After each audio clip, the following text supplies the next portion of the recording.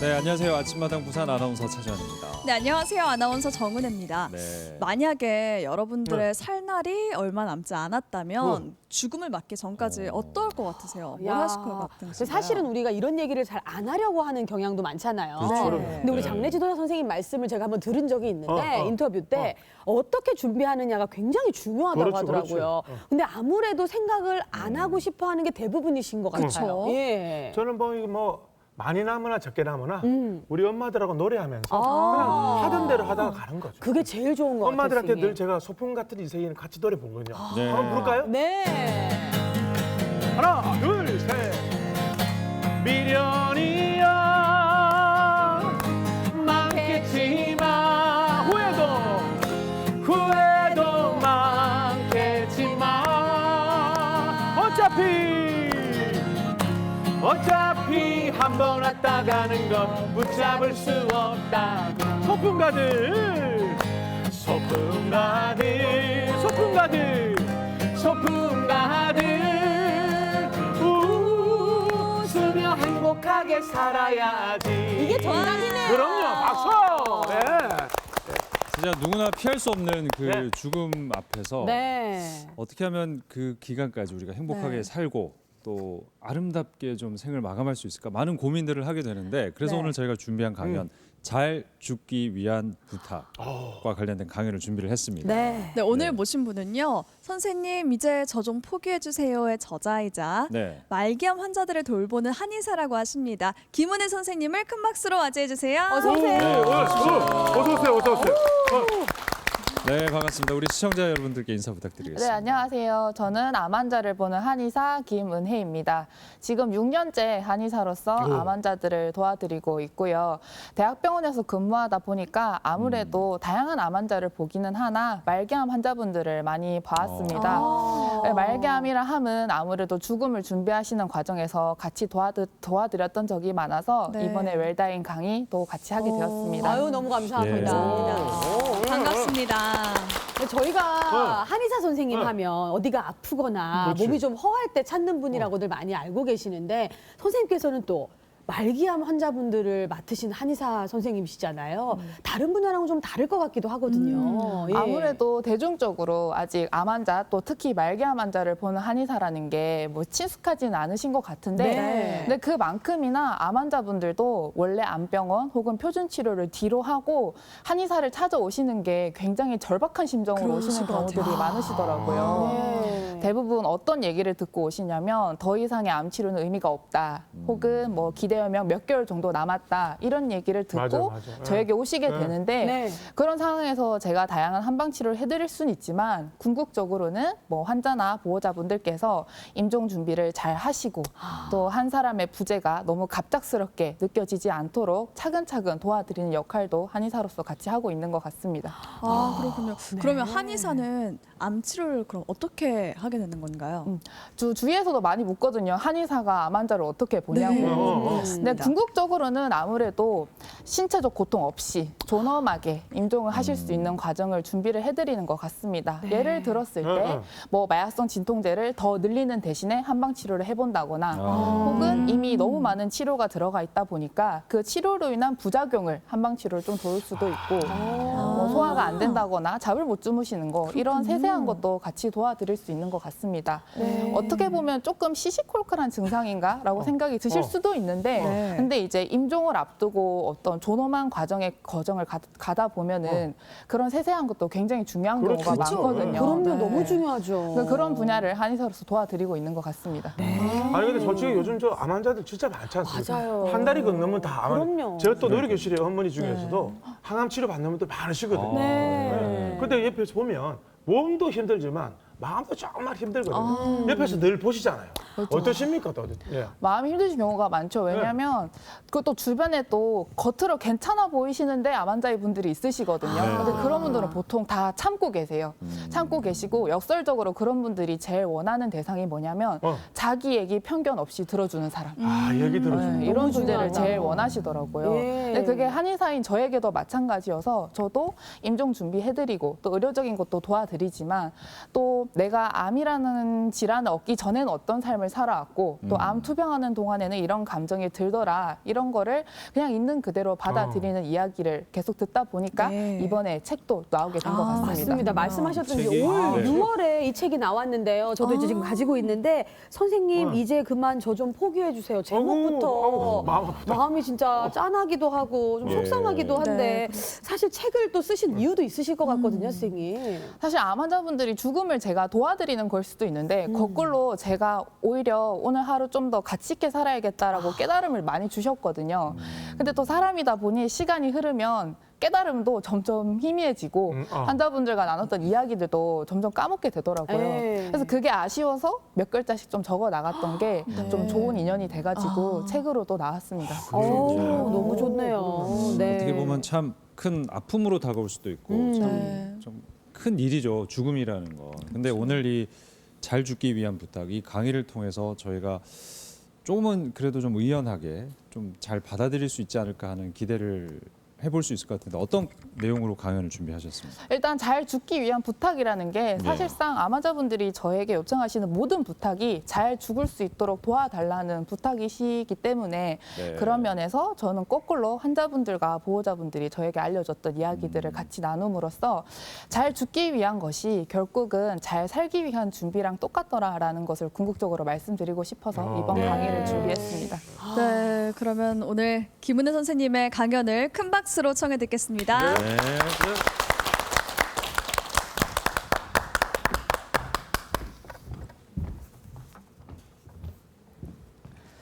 말씀드렸다시피 저는 오늘 웰다잉, 이제 쉽게 말하자면 잘 죽는 것이라고 해석이 되겠죠. 그 잘 죽기 위한 방법을 나누고자 말씀드렸습니다. 말씀드린 대로 제 책 제목이자 이번 강연 부제를 선생님 이제 저 좀 포기해 주세요라고 설정을 했는데 이게 사실 실제로 저희 암 환자분께서 저에게 요청하셨던 실제 문장입니다. 당시의 의미로는 환자분께서 나 이제 정말 죽을 날만 있고 싶으니 이제 나를 건드리지 마라라는 뉘앙스로 더 이상의 무의미한 연명 치료는 싫다라고 얘기를 하시기 위해서 포기라는 단어를 쓰셨었습니다. 네. 근데 이게 또 역설적으로 생각을 해보시면요. 포기라는 단어가 정말로 단순히 포기일지 아니면 저 같은 경우에는 다른 의미에서 이 육체적 고통으로부터 나를 좀 살려달라라는 의미로 이해가 되기도 했었습니다. 그래서 실제로 환자분은 그냥 나를 놓아달라는 말씀으로 하셨지만 네. 보호자와 상의 끝에 최소한의 치료는 유지를 하면서 계속 보살펴 드렸어요. 그래서 편안한 임종을 맞이를 하셨는데 임종 직전에 환자분이 제 손을 딱 붙잡고는 그간 잘 돌봐줘서 너무 고마웠다고 이렇게 얘기하시고 돌아가시더라고요. 이제 그런 의미로 봤을 때 정말 잘 죽는다는 게 개개인마다 어떤 의미인지도 다르고 어떤 방법인지도 모두 다른 것 같습니다. 이게 삶과 죽음의 간의 관계가 아직도 미지의 세계이기도 하고 죽음에 대한 거는 삶에 대한 가치관이 굉장히 크게 반영되는 거기 때문에 네. 당연한 일인 것 같습니다. 근데 한 가지 질문이 떠오르죠. 그러면 나에게 적용했을 때 잘 죽는다는 건 나는 어떤 의미로 생각할까라는 것을 떠올리고 싶으시면 내가 만약 암을 진단받는다면에 대해서 생각을 해보시면 되실 것 같아요. 물론 지금 암 환자라는 것이 2022년에 이르러서는 항암 치료, 방사선 치료, 수술 워낙 발전이 많이 돼서 솔직히 옛날에는 암에 걸리면 다 죽는다 이런 얘기를 했지만 지금은 암 환자분들께서 제일 많이 들으시는 위로가 암에 걸린다고 다 죽는 건 아니래라고 그렇죠. 얘기를 듣기는 네. 들으신대요. 맞아요. 근데 그럼에도 불구하고 저희가 한번 상상을 해봤을 때 최근에 몸이 자꾸 부딪혀서 병원에 갔더니 병원의 의사가 당신 지금 몸 계속 아팠던 이유가 암 때문이다라는 얘기를 들은 첫날 집으로 돌아오는 길에 저희는 뭘 검색을 할까요? 땡땡 암 생존 기간 이거부터 검색을 당연히 하게 되겠죠. 이 의미라 함은 아직도 암이라는 것이 죽음과 가장 밀접하게 관련되어 있는 질환일 뿐더러 솔직히 암에 걸린다고 다 죽는 것은 아니래라는 그 말이 나에게도 적용이 될지는 아무도 모르는 거라서 네. 좀 더 암이라는 네. 거에 두려움을 많이 느끼시는 것 같습니다. 실제로 2022년 통계청에서 발표한 자료인데요. 2021년에 발생한 사망 원인에 대해서 통계 조사를 한 겁니다. 여전히 암은 3대 사인 중에 포함돼 있고 네. 연령별로 나눴을 때는 40대 이상부터는 암이 압도적으로 사망 원인 1위로 보고됐습니다. 그렇더라고요. 그리고 그림 5번을 한번 보실까요?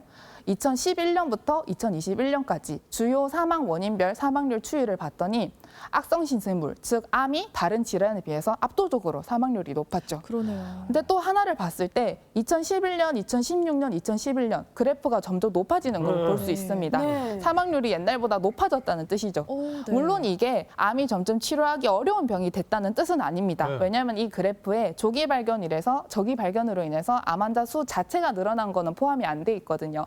근데 그럼에도 불구하고 이론적으로 암이 사망에 대한 원인이 큰 것에 대해서는 확실한 자료라고 볼 수 있겠습니다. 네. 그래서 다시 돌아갔을 때 내가 만약 암을 진단받는다면 이라고 한번 상상을 해보실게요. 그러면 제일 처음 어떤 생각이 먼저 드시나요?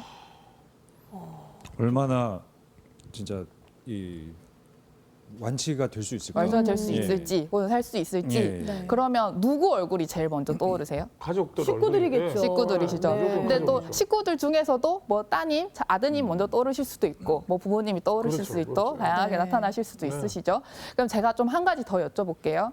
이제 암을 진단받는 당일에 의사가 이렇게 얘기합니다. 치료 안 받으면 6개월 정도 살 수 있다고 보고되고, 치료 받으면 1년 정도 살 수 있다고 보고된다고. 이렇게 되셨을 때, 아, 그럼 나는 치료를 해야지라고 확신을 가질 수 있는 분이 얼마나 되실까요? 조금 더 확장돼서 생각해 봤을 때 치료 안 받으면 1년, 치료 받으면 2년인데 그 2년이 때때로 자기가 완치되는 경우도 보기는 봤다라는 말을 했을 때는 치료에 대한 희망이 얼마나 있을까요? 실제로 6개월, 1년 이런 선택지는 보통 췌장암을 진단받고 저에게 아이고. 오셨던 그렇죠, 분께서 그렇죠. 많이들 얘기하십니다. 네. 이런 경우에는 나 아무 치료도 안 받기로 했는데 갈 때까지 몸 좀 편하게만 갈 수 있게 해달라라는 부탁도 있으셨고, 두 번째로는 이론적으로 6개월, 1년밖에 안 된다는데 선생님은 뭐라도 좀 해줄 거 없어요? 라고 지푸라기라도 잡는 심정이 있으셨고, 네. 1년, 2년 같은 경우에는 대부분의 진양성 암 환자분들이 저에게 하셨던 얘기고, 또 특히 폐암 환자분이 보통 이런 얘기를 많이 하시는데, 이분들께서 저를 찾아오시는 이유는 딱 하나입니다. 1년, 2년 모르겠고 내가 완치될 수 있는 그 사람이 될 수 있도록 도와달라고. 그래서 상황마다 경우마다 다 너무 다르고, 또 내가 무슨 암인지 어떤 가치관으로 살아왔는지에 대해서 죽음을 준비하는 과정 또한 모두 다른 것 같습니다. 근데 또 우리가 네. 내가 정말 다양한 경우를 생각해봐야 되는겠구나라고 생각을 할 수 있는 게, 내가 암을 진단받는 거랑 우리 가족이 암을 진단받는 거랑 다른 결론이 나올 수 있어요. 네. 제가 실제로 다른 매체에서 몇 주 전에 인터뷰를 봤는데 똑같이 묻더라고요. 그래서 저는 이렇게 대답이 나왔습니다. 제가 만약에 암을 진단받으면 저는 아무 치료 안 받고 네. 여행을 갈 거고, 맞아요. 만약에 저희 어머니가 암을 진단받으면 무슨 수를 써서라도 모든 치료를 다 받게 할 것 같다고. 그렇죠. 이렇게 완전 얘기가 다르네요. 와 다르더라고요. 보통 그렇게 할 것 같아요. 보통 저도 그렇게 되지 생각이 않을까요? 비슷해요. 근데 여기에 조금 더 잔인하게 얘기를 했을 때, 만약에 우리 아들, 딸이 암에 걸렸더라면, 그러면 또 부모님도 다르고 나와도 다르고 좀 다른 개념으로 이제 진행이 되겠죠. 그러겠네요. 네. 이렇게 우리가 삶과 죽음에 대한 얘기가 많이 나오게 되는데, 실제로 잘 죽는 것에 대한 의미는 너무나도 상황에 따라 다릅니다. 이론적으로도 잘 죽는 것에 대해서 이렇게 많은 연구가 있다라고 결과가 나왔는데, 한 가지 예시를 드려볼게요.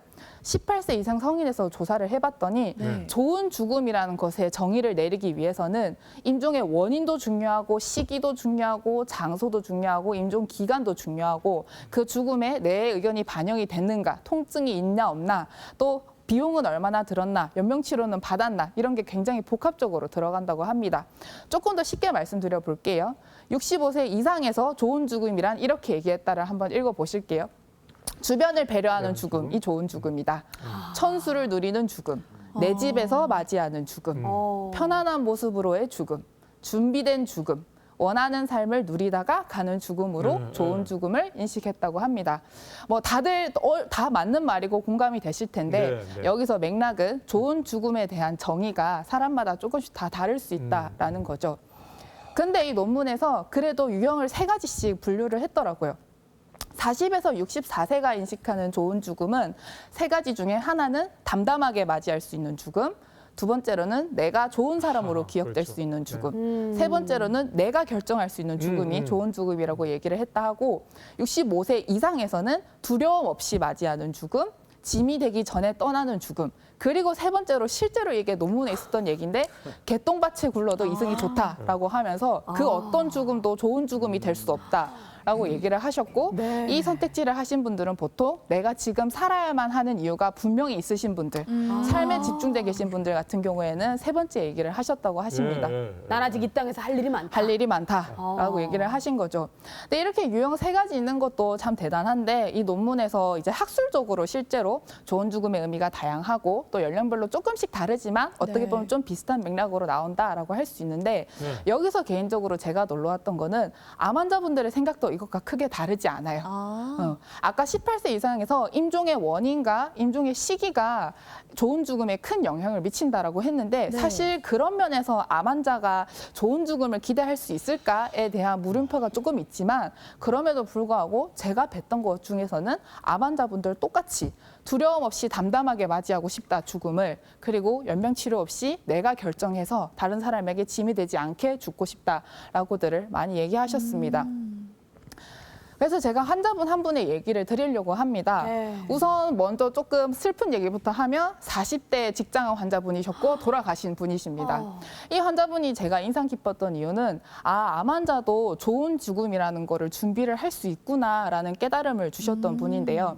사실 암 환자를 볼 때 의사로서 뭐가 제일 속상하냐라고 물으시면 다른 질환 같은 경우에는 환자분들이 병원에 잘 오시다가 안 오시면 바쁘신가 아니면 좋아지셨나 이렇게 생각이 드는데 암 환자는 오시다 안 오시면 그렇죠. 혹시 돌아가셨나라는 생각부터 먼저 들게 되거든요.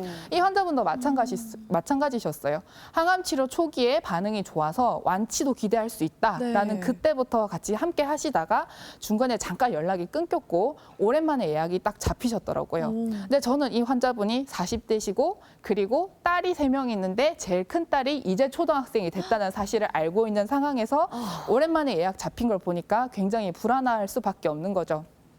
환자분이 오셨는데 분명히 제가 마지막으로 기억했던 모습은 걸어서 나가시는 환자분이셨는데 들어올 때는 휠체어 타고 들어오시더라고요.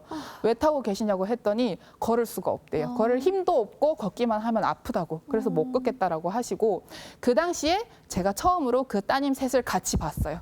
그 딸 셋이 아빠 입원한다고 그리고 또 아마 가족끼리도 어떤 분위기를 느끼셨겠죠. 따님 셋이 왔고 첫째 딸은 갓 초등학생이 된 게 맞았고 막내 딸은 우리가 소위 이제 아기라고 부르는 정도의 어린아이였습니다.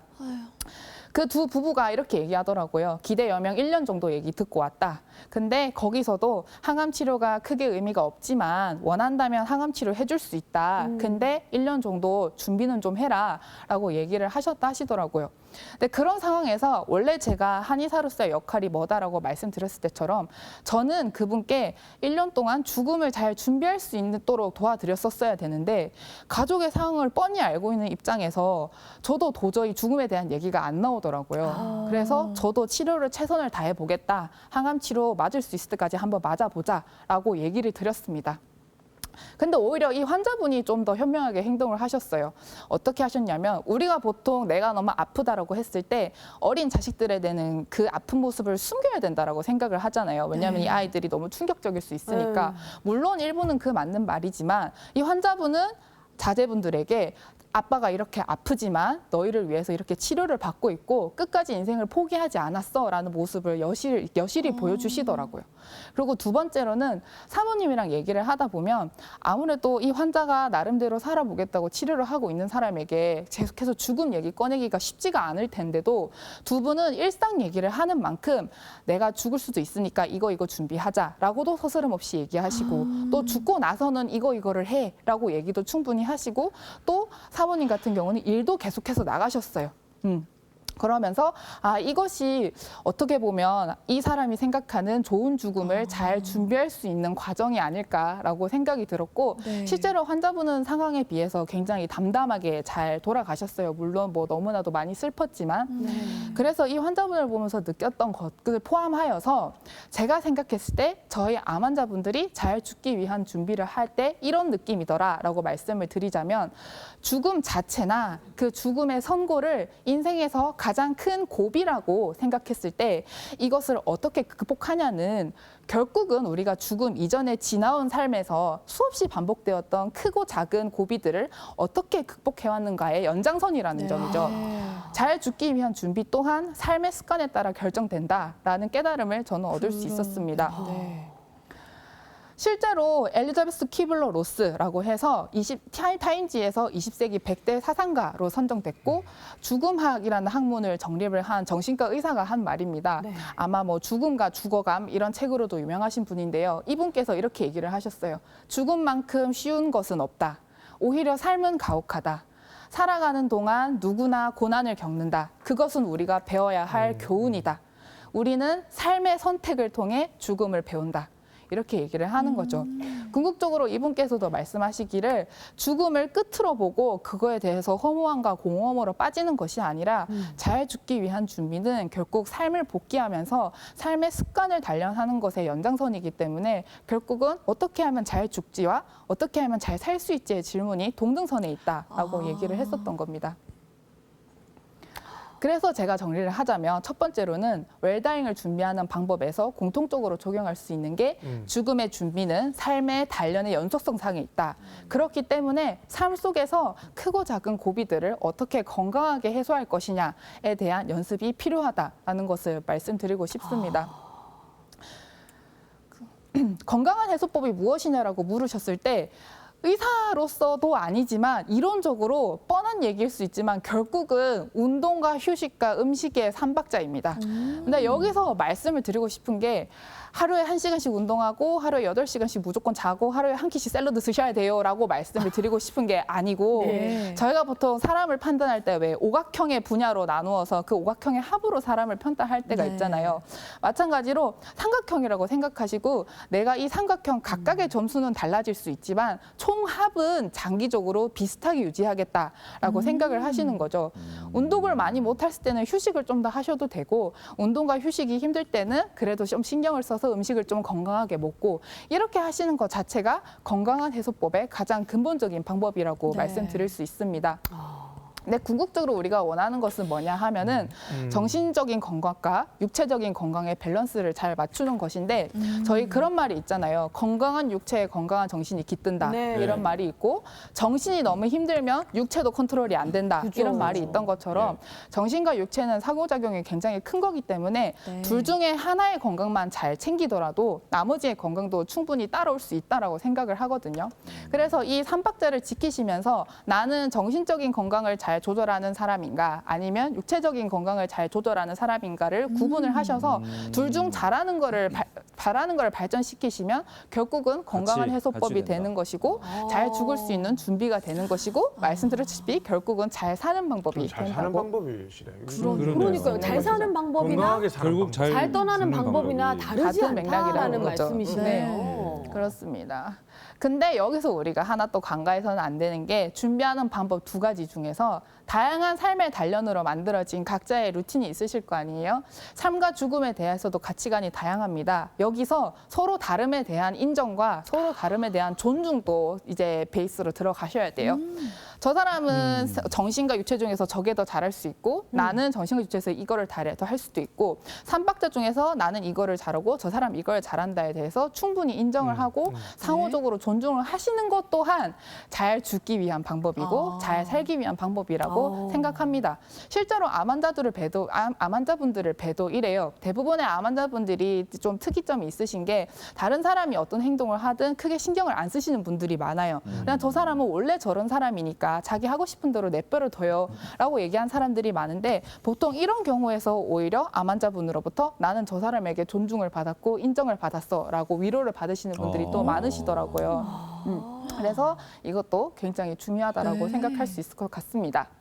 근데 사실 뭐 이렇게 제가 이론적으로 또 경험적으로 말씀드렸지만 죽음에 대한 두려움을 이제 내뱉기는 쉽지가 않잖아요. 네. 근데 암 환자분들께서 왜 죽음에 대해서 두려워하시냐에 대해서 확인을 해봤더니 크게 5가지입니다. 물론 세세하게 너무 많지만 첫 번째로는 내가 죽을 때 너무 아플까 봐 신체적 고통이 있고 두 번째로는 세상으로부터 소멸된다는 그것 자체가 두렵다라고 얘기하시고 세 번째로는 이별이죠. 다시는 누군가는 못 본다는 생각이 두렵다라고 하시고 네 번째로는 내가 가면 남은 애들은 어떻게 남은 이들에 대한 안타까움으로 두려워하시고 다섯 번째는 보통 아까 개똥밭에 굴러서 이승이 좋다라고 얘기하시는 분들의 연장선 이루어낸 것들에 대한 공허함 내가 왜 그렇게 힘들게 살았지 이렇게 될 줄 알았으면 이것 때문에 죽음에 대해서 많이 두려워하시더라고요. 네.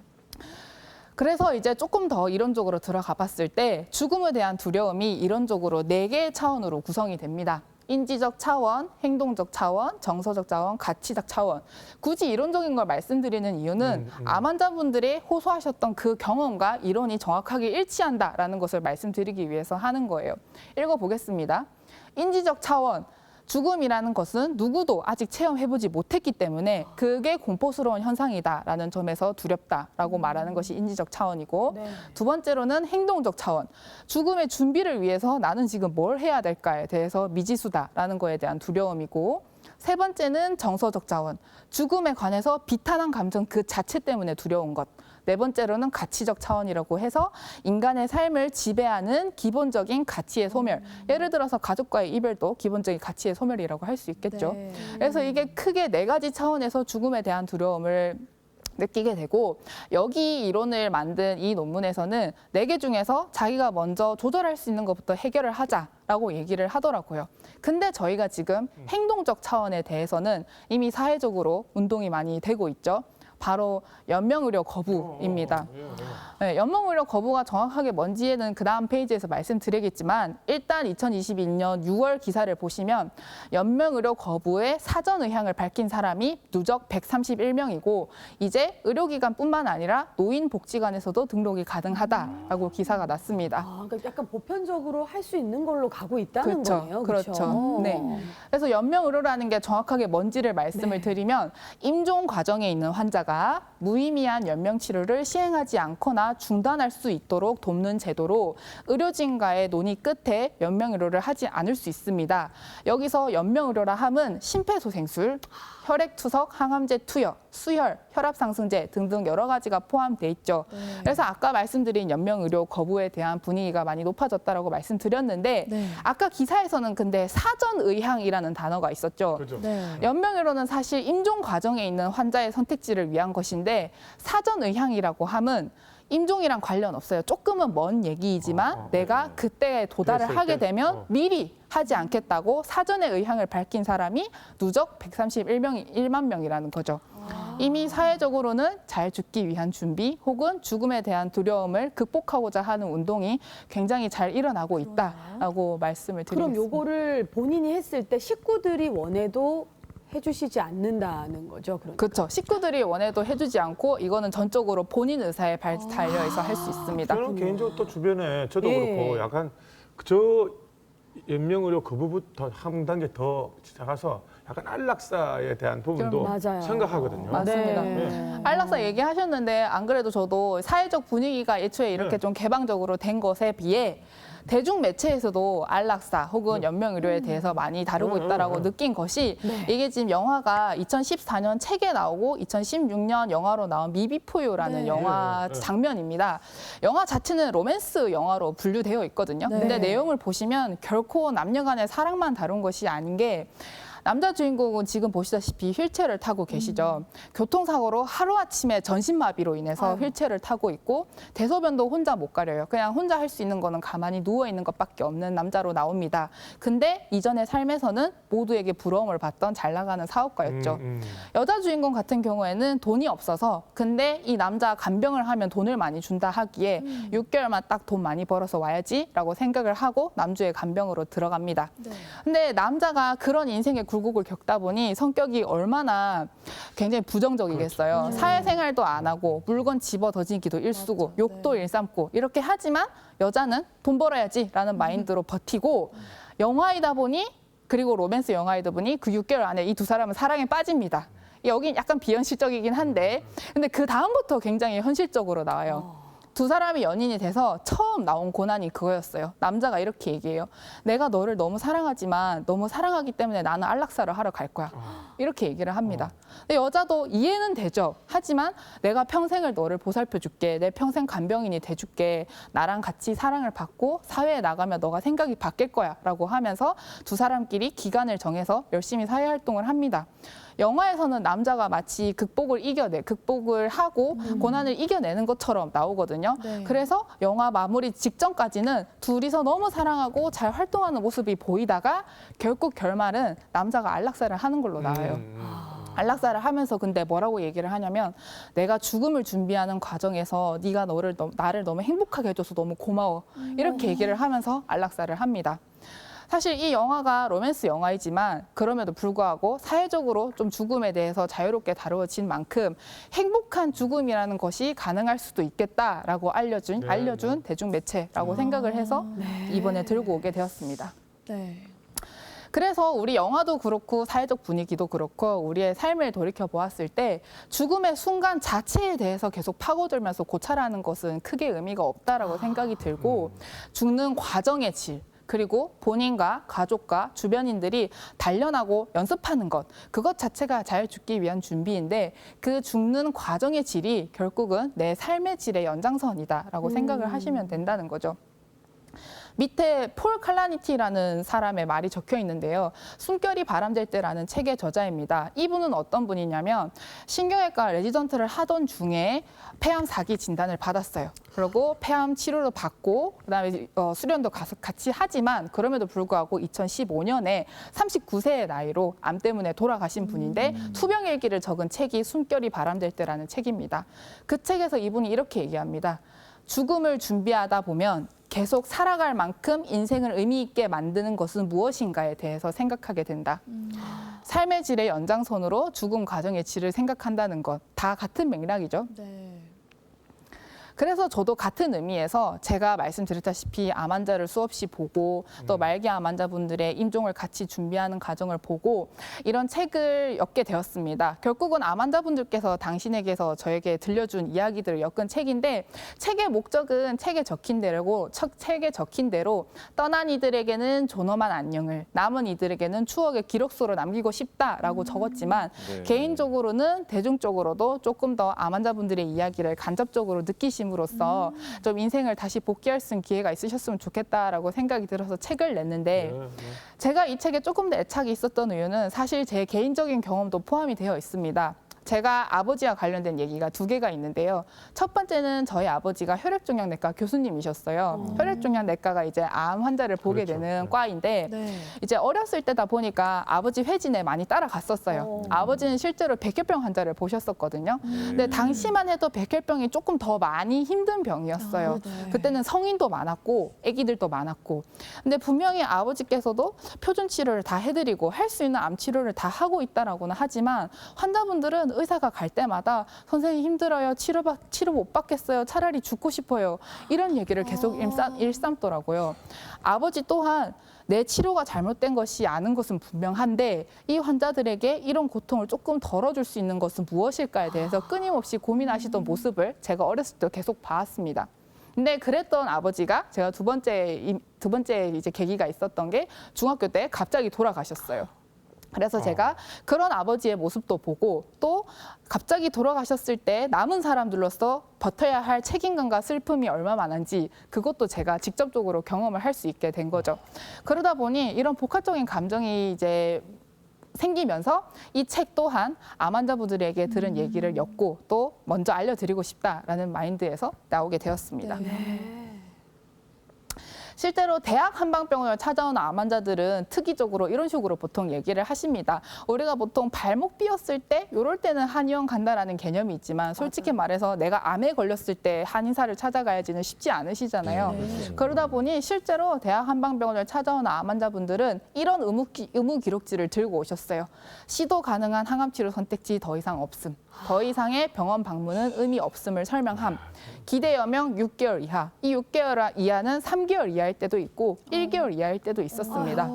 실제로 저 의사 선생님들한테 저기 그렇죠. 진단을 의사 받았다는 선생님이 암을 보시던 선고를 그분께서 하시는 거잖아요. 직접 저걸 종이로 받았을 그러니까. 때 기분이 어떨까? 그렇죠. 환자분들이 기분이 많이 안 좋으신데 근데 이게 왜 그렇게 된지는 모르겠지만 사실 의무기록지사에는 다 영어로 적혀 있습니다. 영어로 그래요? 적혀 있고 환자분들은 보통 의사에게 구두로 얘기를 듣게 되는데 또 이것도 심지어 보통 환자에게 직접적으로 얘기하시는 분들은 많이 없고요. 보호자만 따로 부르죠. 보호자에게 얘기를 하는데 이제 이거에 대한 체계가 잡히다 보니까 환자분들은 애초에 진료실에 보호자만 불려가는 것 자체에 대한 그렇죠. 두려움도 많이 생기셔서 오세요. 나 빼놓고 무슨 얘기했어? 진정으로 이런 아는 얘기를 거죠. 많이 그게 하시는 더 거죠. 진짜 속상하거나 속상하죠. 먹먹할 수 있을 것 먹먹하죠. 같아요. 맞습니다. 네.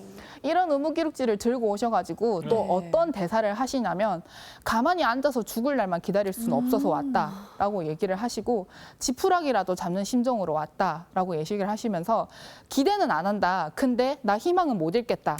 이렇게 얘기를 하시고 오시더라고요. 대학 한방병원에 오시는 암 환자분들이 이런 얘기를 하시는데 이게 왜 가능하냐? 그 사람들은 무엇을 위해서 말기 혹은 이미 진행된 암을 진단받았음에도 불구하고 한의사를 찾아왔냐라고 물으신다면 암에서는 치료에 대한 정의가 다양합니다. 보통 다른 질환 같은 경우에는 치료의 의미가 그 질환이 완전히 없어져야만 그것만 치료라고 생각을 하는데 암은 여전히 아직 많이 난치성 질환이기 때문에 네. 치료라는 의미가 완치도 있지만 완치는 지금 당장 기대할 수는 없으나 생존 기간을 연장할 수 있다. 이 예가 아까 제가 앞에서 말씀드린 치료 안 받으면 1년, 치료 받으면 2년이지만 완치도 기대할 수 있다라는 면에서의 생존 기간 연장이고 네. 세 번째부터는 완치는 기대할 수 없어요. 여명도 보통 5년 이내지만 증상 완화를 위한 치료가 들어갑니다. 5년을 산다고 가정을 했을 때 5년 동안 너무 고통스럽게 사는 것이 아닌 적어도 그때만큼은 신체적으로 감정적으로 좀 편하게 산다면 그것 또한 치료라고 부를 수 있는 것이니까요. 증상 완화에 대한 치료도 들어가고 그리고 존엄한 임종, 다시 말해서 육체적 고통 없이 내 죽음을 준비할 수 있는 것, 그리고 환자와 보호자가 한 사람과의 이별을 충분히 준비할 수 있는 시간이 있는 것, 이 존엄한 임종 또한 암에서는 치료로라고 정의를 하고 있습니다. 네. 그런 의미에서 말기암 환자분은 저 같은 한의사 같은 경우에는 증상 완화의 역할도 할 수 있을 거고 존엄한 임종을 도울 수 있는 역할도 될 수 있을 것 같습니다. 그래서 제가 많이 들었던 얘기가 한의사가 암 환자를 어떻게 봐라는 얘기인데 암 환자의 죽음 여정에 대해서 구분한 논문을 한번 보실게요. 세 번째 칸 보시면 보호자가 이렇게 인식을 한대요. 일주일 전까지만 해도 암 치료 약을 줘놓고서는 왜 갑자기 죽을 수도 있다라고 얘기를 하는 거야 라고 얘기를 하고 그 밑에 칸에는 마지막에 대한 이야기를 조금 더 빨리 해주지 그러면 준비할 수 있었을 텐데 라고 얘기를 했다고 합니다. 제도에 대한 인식에서 제일 불편했던 거는 조금 더 빨리 환자의 상태에 대해서 정확히 알고 죽음을 미리 준비할 수 있었더라면 더 좋았을 텐데 라는 아쉬움이 많다라고 합니다. 이런 면에서 한의사로서 제가 도와드리고 있는 거죠. 당연히 의학전 자료를 바탕으로 치료 도구만 한의학 쪽으로 들어가는 거고요. 그거 외에도 아까 말씀드린 대로 하소연하실 곳이 없으신 분들이다 아이고, 보니까 네. 리스너, 청취자로서의 역할도 할 수 있고 현 상황에 대해서 의학적으로도 재확인 드려요. 조금이라도 미리 캐치하실 수 있도록.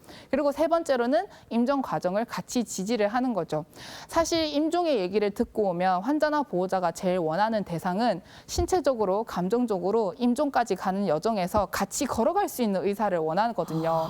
근데 지금 체계상 진짜 힘든 일이다. 의대대학병원은 인력도 그렇고 시스템적으로 그거를 다 수용할 수 있는 구조가 지금 못 그러니까요. 돼요. 이게 정말 네. 힘든 일이죠. 아픈 분들도 뭐 입원하셨다가 바로 나와야 되는 게 많으시니까 그럼요. 대학병원인데. 네, 왜냐면 대학병원에서는 애초에 몇 개월 남으셨습니다라고 얘기하는 것부터가 너무나도 큰 역할을 해주고 있는 거기 때문에 그 이유는 이제 저희 같은 존재가 같이 해드리고 있다라고 생각을 하면 될 것 같습니다. 그런 의미에서 제가 이런 역할로서 암 환자분들을 많이 배워왔는데 지금부터 세 분의 암 환자 얘기를 해드리려고 합니다. 이 세 분을 굳이 꼽은 이유는 제가 환자분들로부터 많이 배웠던 것들 중에서 제일 이제 인상 깊게 남았던 것들만 추려서 나왔습니다. 첫 번째는 오토바이 사진이 있죠. 이분 같은 경우에는 죽음을 앞두고서 우리는 너무 당연하게 느껴지는 이 일상이 정말 소중한 거였구나라고 깨달음을 주셨던 분이십니다. 네. 이분 같은 경우에는 처음 진료실에 오셨을 때부터 폐암이 많이 진행된 상황이셨고 60대 환자분이셨어요. 근데 환자분은 저에게 오셔서 나 무의미한 치료는 받기 싫다. 그냥 얼마나 살 수 있을지 컨디션만 좀 봐달라고 얘기를 하셨지만 근데 보호자분들이 안 됩니다. 끝까지 할 수 있는 치료는 다 받게 해주세요라고 얘기를 하시면서 모시고 온 상황이었습니다. 환자분이 당시에 이미 너무 암이 진행돼 있지만 정말 마지막으로 할 수 있는 게 방사선 치료 조금 해드리는 거였거든요. 그래서 환자분께 방사선 치료 하시고 입원도 좀 하셔야 될 것 같아요. 그랬더니 환자분이 치료에 대한 관심도 없고 자신의 상황에 대한 관심도 조금 떨어진 채 그냥 빨리 퇴원시켜주세요. 이렇게 얘기를 하더라고요. 네. 그래서 내가 퇴원하셔서 뭐 하시려고 빨리 가시냐고 그랬더니 오토바이 타러 갈 거라고 이렇게 얘기를 하시더라고요. 원래 좋아하셨어요. 원래 오토바이를 굉장히 좋아하셔서 바이크 또 옛날에 타고 이렇게, 미국 유학을 가실 때도 바이크 친구들을 지금까지 연락할 정도로 본인의 바이크를 완전 행복한 일상을 살고 계셨던 거죠. 네. 그래서 근데 암 치료를 받으면서 오토바이를 한 번도 못 타셨던 거죠. 그래서 저한테 얼마나 답답하셨겠어요. 치료 모르겠고 네. 그냥 빨리 퇴원시켜달라 이렇게 얘기를 하시지만 저는 납득을 하고 네. 일단 2주 뒤에 봅시다라고 얘기를 했죠. 근데 2주 동안 당연히 암은 많이 진행돼 버렸어요. 네. 방사선 치료는 이미 크게 의미 없는 상황에서 들어간 거였기 때문에. 근데 그 당시에 환자분이 기대여명 한 10개월 정도 듣고 오신 분이셨거든요. 근데 이제 기대여명 10개월이지 이제 암 치료는 정말 더 이상 할 수 없지. 그리고 이제 암이 진행됨으로써 신체가 하나둘씩 고장 나는 거는 시간 문제였습니다. 네. 그래서 제가 환자분께 죄송해요. 치료에 좀 크게 반응이 없으셨던 것 같아요. 그랬더니 환자분은 그럼 나 이제 오토바이 타러 가도 돼요? 이렇게 얘기를 하시는 거예요. 어머. 그랬더니 왜 그렇게 오토바이를 타고 싶어 하시냐 이렇게 말씀드리자 환자분이 이렇게 얘기하셨습니다. 선생님 살려고 사는 거지. 살려고 삽니까? 하고 그렇지. 싶은 거 하려고 사는 거지. 이렇게 얘기를 하시면서 내가 일상의 작은 기쁨도 누린 지가 몇 년이 됐습니다. 이게 지금 누구를 위해서 내가 사는 겁니까? 이렇게 얘기를 하시더라고요. 근데 그 말을 듣고 나니까 제가 더 이상의 뭐 치료도 강요를 드릴 수가 없고 뭐 여명이 10개월 남으셨다 이런 얘기도 다 무의미하다라는 생각이 들더라고요. 그래서 아버지께 아버지 그냥 급하실 때 응급실 오세요라고 얘기해드리고 보내드렸어요. 그러고 나서 한 번도 안 오셨어요. 가끔 가다 전화를 몇 번 했는데 그냥 뭐 잘 지냅니다 이렇게 얘기하고 그냥 끊으시더라고요. 근데 이제 일상을 다시 찾은 거에 대한 기쁨이 훨씬 더 크셨던 분이죠. 이제 또 다른 분들도 있는데 이분 같은 경우에는 제가 이제 보통 어떤 환자의 간병인, 어떤 환자의 보호자로서 계신 분들께 제일 드리고 싶은 말씀, 죄책감을 가지시지 말았으면 좋겠다라고 말씀을 드리고자 할 때 제일 많이 예를 드는 환자분입니다. 이 환자분 같은 경우에는 우선은 할머니 어르신이었는데 이 어르신도 마찬가지로 저에게 처음 오셨을 때부터 여명이 한 3개월 정도 남았다라고 얘기를 듣고 오셨는데 겉보기에는 그래도 좀 멀쩡하신 편이셨어요. 그런데 어느 날 응급실을 통해서 오셨다고 하길래 제가 내려가 봤더니 배를 자꾸 떼굴떼굴 구르고 계시는 거예요. 그래서 어머니 이거 치료해봐야 되니까 입원을 지금 당장 빨리 하시죠. 그랬더니 환자분이 나 입원은 못합니다. 이렇게 얘기를 하는 거죠, 어르신이. 그래서 그렇게 한 30분을 실랑이를 했습니다.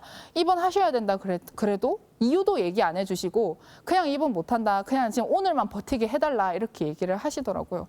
그래서 제가 이게 지금 왜 대화가 빙빙 돌고 있을까라고 생각을 하면서 처음으로 옆에 있던 아들의 표정을 딱 봤는데 네, 네. 아들의 표정이 너무 끔찍하게 일그러져 있는 거예요. 그래서 모시고 나와서 지금 무슨 상황이시냐라고 여쭤봤습니다. 그랬더니 그 아들이 얘기하기를 몇 달 전에 와이프가 위암으로 죽었다. 그리고 나에게는 지금 2 아들, 딸이 있다.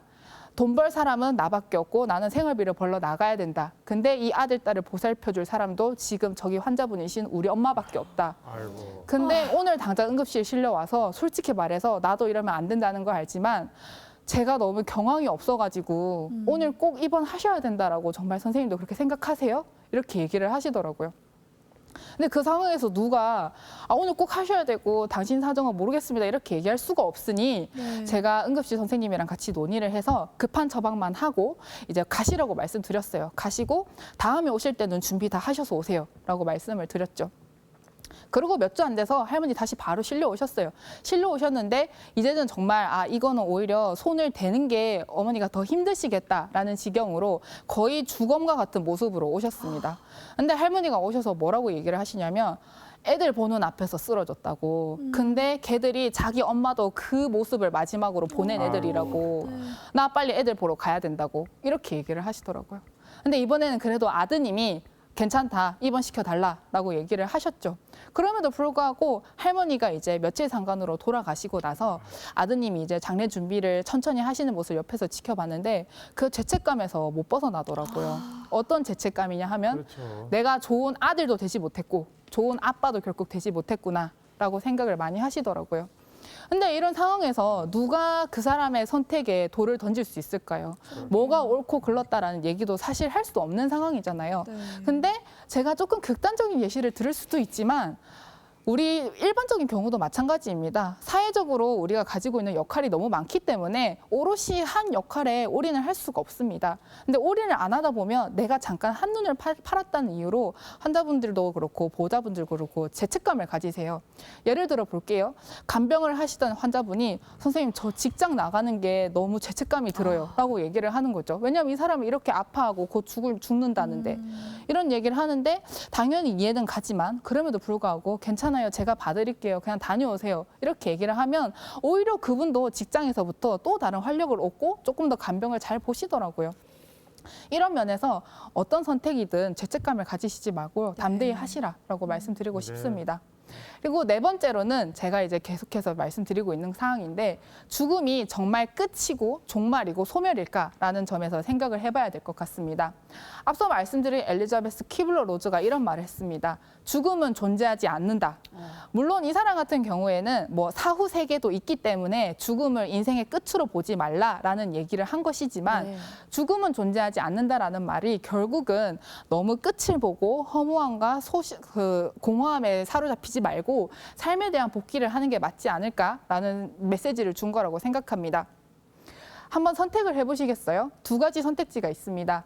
내일 지구가 멸망해도 나는 오늘 한 그루의 사과나무를 심겠다. 굉장히 유명한 말이죠. 네. 근데 이 말을 했을 때 혹자는 또 이렇게 말합니다. 어차피 내일 다 죽는데 오늘 나무를 심어서 뭐 하냐고. 같은 맥락으로 제가 암 환자분들께 직접 들었던 얘기를 한번 드려볼게요. 6개월 동안 죽을 날만 가만히 앉아서 기다릴 수는 없어서 와봤어요. 라고 얘기하시는 분들이 있고 네. 어차피 6개월 뒤에 죽는다는데 치료가 무슨 상관이고 어떤 게 무슨 상관이겠어요. 이렇게 얘기를 하시더라고요. 둘 중에 무슨 선택을 하실지에 대해서는 우리에게 달린 것이지요. 네. 실제로 실제로 한 환자분께서 어차피 6개월 뒤에 죽는다라는 말을 실제로 하셨습니다. 그분은 이제 노부부, 어머니 아버지의 손에 이끌려서 오신 아드님이셨는데 그 아드님이 그 당시에 13개월 정도 선고를 받으시고 엄마 난 이제 아무것도 안 할래. 나 건드리지 마. 이렇게 방 안에만 틀어 박히는 게 너무 속상하다라고 노부부님이 오셨어요. 그러고서 약을 들고 가셨는데 그 약을 먹었는지 안 먹었는지 아무도 모르는 상황이었죠. 그러고 나서 1년 뒤에 그 아드님이 혼자 오셨어요. 선생님, 저희 엄마 사실 돌아가셨어요. 이렇게 얘기를 하는 거예요. 내가 왜요? 이랬더니 제가 너무 속썩여서 엄마가 돌아가셨나 봐요. 이렇게 얘기를 하시더라고요. 말을 들어보니 아들이 아무것도 안 하고 사망 선고만 받고 그냥 가만히 이제 아무것도 안 하는 모습에 엄마가 지병이 악화돼서 예상과는 다르게 갑자기 돌아가셨다는 거죠. 어머니가 먼저. 근데 이게 사실인지 아닌지는 몰라도 중요한 거는 이 아들이 나는 죽음으로써 모든 게 끝이야라고 생각을 했고 그것으로 인해서 큰 죄책감을 가졌다는 것. 그게 문제가 되겠죠. 그래서 정리를 하자면 웰다잉을 준비하는 방법 3개 더를 말씀드리겠습니다. 너무 당연한 일상에 가치를 부여하는 연습을 하는 것도 중요하고 인생의 선택으로 인한 죄책감에서 벗어나는 것도 중요하고 그리고 죽음을 내 삶의 끝이 아니라 내 삶을 복귀할 수 있는 존재로 생각하는 것. 이 3가지가 웰다잉을 준비하는 방법이라고 생각합니다. 그래서 또 다른 환자분들께서 저에게 잘 죽기 위한 준비로서 알려줬던 것들을 가볍게 그냥 짚고 넘어가려고 말씀드리는데요. 다들 말씀하셨던 게 슬플 때는 마음껏 슬퍼해야 합니다라고 얘기를 하시더라고요. 말씀드렸다시피 암 환자분들을 잘 참으시는 성격이잖아요. 근데 그거를 마음껏 슬퍼하고 표출하는 것이야말로 병이 더 안 생기고 잘 죽기 위한 준비를 위한 것이다라고 얘기를 합니다. 보통 학술적으로는 그 감정 표출하는 것 중에 가장 건강한 중 하나가 글쓰기라고 얘기를 하죠. 최대한 자신의 감정에 대해서 상세하게 글을 써보고 내가 이런 감정에서 이런 행동으로 했어라는 것도 상세하게 써보는 거를 실제로 많은 과학자와 의료진들이 추천을 하고 있습니다. 그런데 또 하나 들어가야 되는 게 마음껏 슬퍼하는 거는 좋지만 자기 연민에 오래 빠지는 거는 그렇게 좋지 않다라고 합니다. 자기 연민이라 하면 보통은 이런 거죠. 모든 상황에 야 그래도 나보단 너가 낫지. 이렇게 얘기하는 사고방식. 이런 게 적용이 매일같이 된다면 그거는 조금 주의할 필요가 있다라고 의료진도 얘기를 하고 저희 환자분들도 저에게 그런 가르침을 주셨습니다. 사실 웰다잉, 잘 죽는 것과 웰빙, 잘 사는 것의 궁극적인 목표는 건강하게 위로를 받고 건강하게 해소를 하는 것이니 굳이 자기 연민에 사로잡혀가지고 이제 인생을 낭비한다라는 생각이 드는 것은 굳이 큰 의미가 없다라는 걸 말씀드리고 싶습니다. 네. 그래서 이제 마무리로서 이렇게 당신이 암 환자를 많이 봤는데 그래서 암에 왜 걸리는 것 같습니까? 라고 물으신다면 의학적인 얘기는 다 빼고요. 말씀드렸다시피 잘 참는 사람이 암에 잘 걸리세요. 아까 이제 선생님께서 말씀하셨다시피 잘 참는 사람은 암에 걸리고 안 참는 사람은 보통 풍에 걸린다라고 얘기를 하는데요. 네, 잘 참는 사람의 암에 걸리기 때문에 앞서 제가 말씀드린 게 있죠. 예. 감정의 건강한 표출, 글을 네. 쓰는 것, 내 밑바닥의 감정까지 글을 쓰는 것이 굉장히 중요하고 또 승화의 방법 중 하나가 심리학적으로 내 부정적인 감정의 눈을 다른 곳으로 돌리는 것이 굉장히 중요하다라고 얘기를 합니다. 사회적인 동물이다 보니까 우리는 다양한 역할을 가지고 있잖아요. 네. 그 역할에 하나 매몰돼서 이 감정에 허우적거리지 말고 잠깐 이 감정을 강제로라도 다른 쪽으로 돌리라는 거죠. 네. 다양한 역할을 의도적으로 많이 하는 것이 오히려 암에 걸리는 것을 예방할 수 있는 방법이다라고 얘기를 하고 그게 바로 이제 요즘 언어로 적재적소 스위치 온오프를 하는 연습이 중요하다라고 얘기를 많이 합니다. 그래서 제가 여기까지 강의를 마치고 두 가지의 유명한 말을 같이 전하면서 조금 얘기를 마무리 드리려고 합니다. 네. 먼저 이거는 프랑스 사상가 몽테뉴가 한 말입니다. 한번 읽어드릴게요. 내가 책의 저자라면 나는 사람들의 다양한 죽음을 기록하고 또 논평할 것이다. 죽음을 가르치는 사람은 동시에 삶도 가르쳐야 할 것이다. 오늘 강의의 처음부터 끝까지의 같은 맥락이죠. 네. 또 하나 더 말씀드릴게요. 죽음학의 선구자 퀴블러 로즈가 죽음을 앞둔 환자와 본인이 함께하는 기도라고 합니다. 신이시여 저에게 주소서. 바꿀 수 없는 것을 받아들이는 평온. 바꿀 수 있는 것을 바꾸는 용기. 그리고 그 둘을 구분할 수 있는 지혜를. 이 기도가 사실 굉장히 유명한 기도인데 우리가 다 마음속에서 담아두고 있으면 이제 길게 도움이 될 것 같아서 같이 공유를 드려봤습니다. 네, 지금까지가 잘 죽기 위한 부탁이라는 제목으로 강연을 드렸고 이상 마치겠습니다. 수고하셨습니다. 감사합니다. 네, 오늘 아주 좋은 강연을 해주신 우리 김은혜 한의사님께 다시 한번 큰 박수 부탁드리겠습니다. 네, 여러분들 강연 어떻게 들으셨나요? 저는 나는 좀 좀 약간 가슴- 마음이 힘들었어요. 가슴이 막 떨려요. 그러니까 생각을 안 하고 있던 걸 네. 계속 그렇죠. 생각을 하게 되니까 네. 이제 죽음에 대해서 이렇게 좀 심도 있게 얘기도 들어보고 하다 보니까 참 진짜 필요한 거구나. 그냥 잊고만 있는다고 되는 게 아니구나라는 그런 생각을 하게 됐어요. 맞습니다. 맞아요. 선생님 어떠셨어요? 저는 또 뭐 개인적으로 저희 어머니가 얼마 전에 약간 좀 위험하셔가지고 아유. 그런 걸 생각하고 들으니까 더 마음이. 그렇죠. 근데 이게 말씀하신 대로 사는 것과 죽음은 동일선상에 있다는 거, 똑같다는 걸 오늘 한 번 더 확인하네요. 네. 저는 이제 네. 제가 이제 결혼할 때쯤에 시아버님이 갑자기 돌아가셨는데 실제로 임종 때 식구들에게 인사를 하실 수 있는 분이 많이 없잖아요. 그렇죠. 근데 정말 식구들에게 한 말씀씩을 다 할 수 있는 시간이 있었다고 그것만으로도 감사하다는 얘기를 식구들이 맞아요. 자주 하거든요. 맞아요, 맞아요. 근데 정말 이게 마지막 인사 이런 것까지 우리가 어떻게 생각하면 한 번씩은 고민해보고 생각해봐야 되는데 죽음의 얘기는 두려워. 지금 아니니까 이렇게만 너무 생각하고 살지 않았나. 그리고 또 한의사님을 통해서 그걸 좀 많이 그러니까요. 느끼는 시간이 아니었나 또 맞습니다. 싶기도 합니다. 네.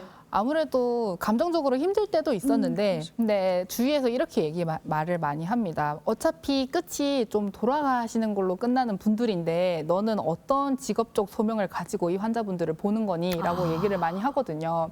근데 제가 여러 가지 계기가 있었지만 내가 이 길을 정말 갈 수 있겠다라고 확신을 들었던 계기가 지금 신경외과 교수님으로 계신 저희 삼촌의 한마디였어요. 네. 그 삼촌이 뭐라고 얘기하셨냐면 네가 평생 볼 환자군을 선택할 때 뭐만 하나만 보면 되냐면 측은지심이 드는 환자를 선택을 해라.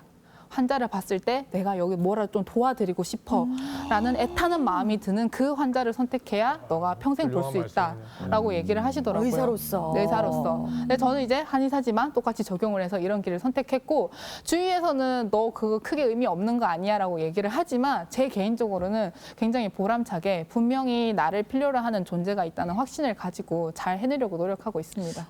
그렇고 또 그렇게 보람을 느끼실 때도 많을 것 같은데 감정적으로 정말 그러니까. 많이 힘들고 또 제가 봤을 때 선생님도 어딘가에 표출을 하는 게 중요할 것 같은데 그래요. 선생님은 또 어떤 방법으로 감정의 눈을 다른 곳으로 돌리시나요?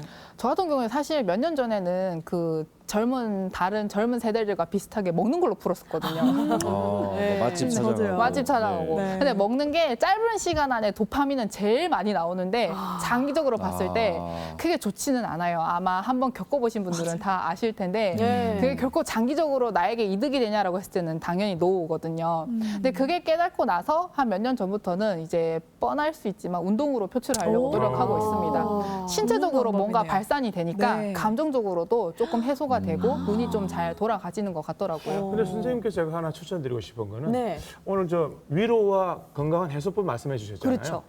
그 두 개가 다 있는 게 있습니다. 노래교실입니다. 그래서 선생님 저 약간 더 나이가 조금 드시면 오시면 되겠습니다. 그러면 노래를 이제 좀 다 부르시면 해결되는 거거든요. 실제로 노래 부르는 거 좀 좋아하시는지 궁금해요. 아, 노래 부르는 거 너무 좋아하죠. 알고 잘 됐네요. 제가 동현 씨 여쭤보니까 네. 바이올린을 또 그렇게 또 그래서 오늘 바이올린 하나 가져오셔가지고 한번 이렇게 그러게 했으면 좋았다 말입니다. 생각이 들어요. 아 근데 선생님도 말씀하셨지만 요즘 너무 암 환자가 많고 네. 저는 이제 간병하시는 식구들한테도 이렇게 좀 해주고 싶은 말씀도 있으실 것 같거든요. 그리고 암이라는 게 너무 갑작스럽고 이런 일을 같이 겪었을 때 어떤 마음가짐을 우리가 해 나가야 되는지도 너무 중요한 것 같아요. 어떻습니까? 제가 드리고 싶은 말씀은 제가 이런 얘기를 많이 들었었는데 대답은 딱 하나였어요. 누구든지 너무 잘하고 계신다고 말씀을 드리고 싶고 만약에 제가 실제로 뵐 수 있다면 그냥 손 한번 꼭 잡아드리고 싶어요. 실제로 이 두 가지의 언행이 저희 암 환자분들이 저를 만났을 때 제일 좋아하시던 언행이거든요. 예. 얼마나 하시던 보호자도 그렇고 환자도 그렇고 너무 잘하고 계세요 하고서 손 한번 잡아드리고 토닥토닥 해드리고 그거를 그렇게 위로를 잘 받으시더라고요. 그래서 모든 분들께도 그렇게 전달드리고 싶습니다. 얘기를 아까 잘 들어주신다 그러잖아요. 네. 그 마음을 얘기를 듣는다는 말은 마음을 이해해준다는 이해의 눈빛을 보내주니까 그렇죠. 위로를 받는 거거든요. 그건 정말 잘하시고 계신 거죠. 네.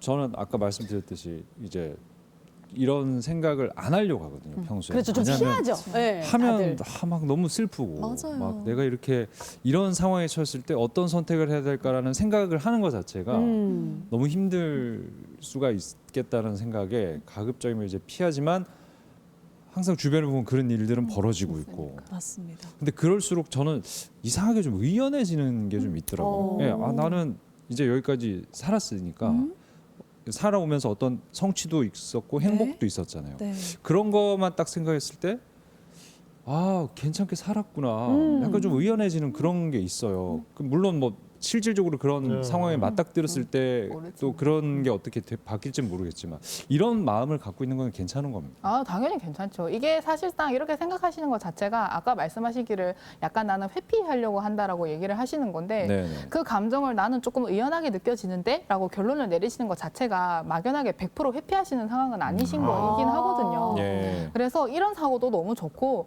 궁극적으로 내가 조금 더 의연하게 혹은 나는 지나온 삶을 잘 살아왔어 라는 자부심을 얻을 수 있는 계기가 되시면 그 방법도 충분히 맞다라고 생각합니다. 아까 말씀하셨을 때 만약에 어떤 시한부 선고를 받는다 하면 네. 그런 생각이 들어요. 내가 무서울 게 뭐가 있어? 그러면서 지금까지 두려워서 못 해본 것들 다 해보고 싶다는 생각. 정말요? 막 스카이다이빙부터 진짜. 막 진짜 다 해보고 싶은 생각이 들어요. 다 하세요. 네.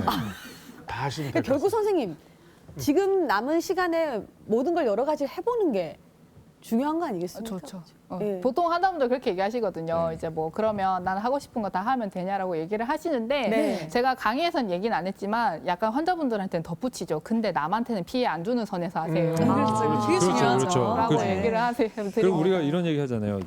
농담 삼아 아까 먹는 거 얘기하셨는데 야 너 가기 전에 마지막 한 끼면 뭐 먹고 갈래? 그 그런 메뉴 농담 하나 많이 하죠. 선택해봐라. 네. 선생님 뭐 드시고 가고 싶습니까? 마지막 한 끼 드신다면. 저는 스시를 왜 굳이 오마카세로. 그런 이유가 있나요? 오마카세 비싼 걸로. 그 가장 좋아하기 비싼. 때문에 아. 다른 이유 없습니다.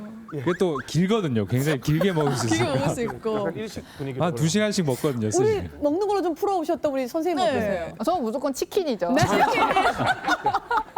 남미 씨도 만만치 않잖아요. 저는 그래도 마지막이라면 기름지게 곱창으로 한번. 곱창. 어떻게 제가 할라 했어요. 아 근데 저희가 웃고 있는데 쌤한테 한번 저 우리 한의사님한테 네. 가장 힘든 부분이 있을 것 같아요. 아 그러니까. 이게 요 부분은 정말 나도 좀 그러니까 의연함을 재환 씨가 얘기했지만 이건 어떤 부분에서도 의연해지지 않는 본인도 게 이렇게 있으실 것 여러 같아요. 환자분들 네. 이렇게 접하면서 이거는 정말 너무나도. 다 어떤 부분이 힘든데 이거는 너 정말 개인적으로 개인적으로. 개인적인 질문입니다. 네. 조금 오래 연차가 되다 보니 네. 그 환자분의 뭐 죽음이나 그런 비탄한 감정 때문에 너무 힘든 시기는 조금 지난 것 같고요. 그거보다는. 근데 요즘에는 뭐가 제일 힘드냐면 환자분들이 불어 저를 찾아오셔서 한의사가 뭐 한다고 나한테 이렇게 얘기하냐고라고 얘기를 하실 때가 네가 뭐냐 이거지 이제. 그럴 때가 제일 이제 좀 마음이 힘들 때인 것 같습니다. 그럼 이제 잘 모르셔서 그럴 수도 있을 그렇죠. 것 같고. 네. 그렇죠. 그리고 우리가 이제 그거는 일반적이지 못하다 보니까. 그게 하나의 표출일 수도 있는 거고. 예.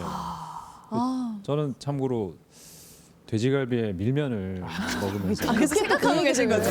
왜냐면 한번 사줄게요. 아유, 뒤늦게 또 그 얘기를. 그리고 저는 그 당황했네, 안 그래도. 장례식장에 메뉴 그 생각해요. 대접하는 음식을 그걸로 해서 오신 분들과 함께 이렇게 나누면서 정은혜 마지막에, 아나운서, 예. 예, 마무리합시다. 네. 아, 우리 네, 마무리합시다. 말 아끼고 마무리해 보겠습니다. 네, 오늘 잘 죽기 위한 법에 대해서 저희가 이야기를 나눴는데요. 맞아요. 오늘 이렇게 나눈 이야기를 잘 곱씹고 생각을 해보니까 더 힘찬 내일을 살아갈 수 있는 힘이 되지 않았나 싶습니다.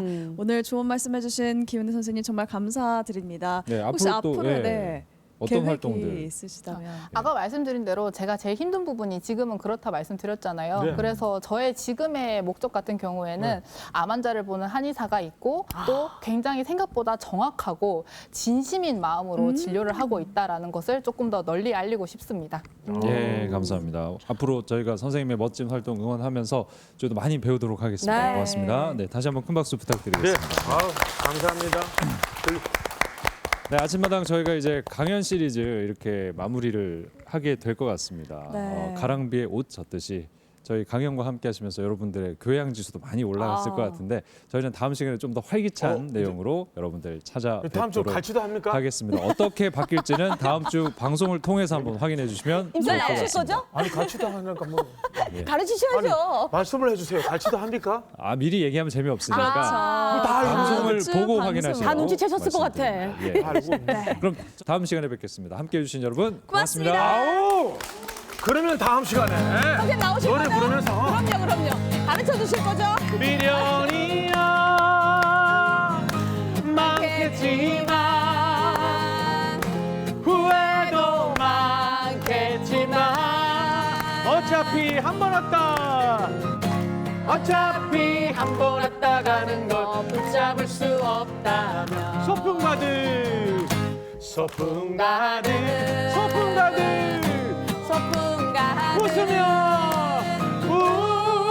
웃으며 행복하게 살아야지 웃으며 행복하게 살아야지 행복하세요.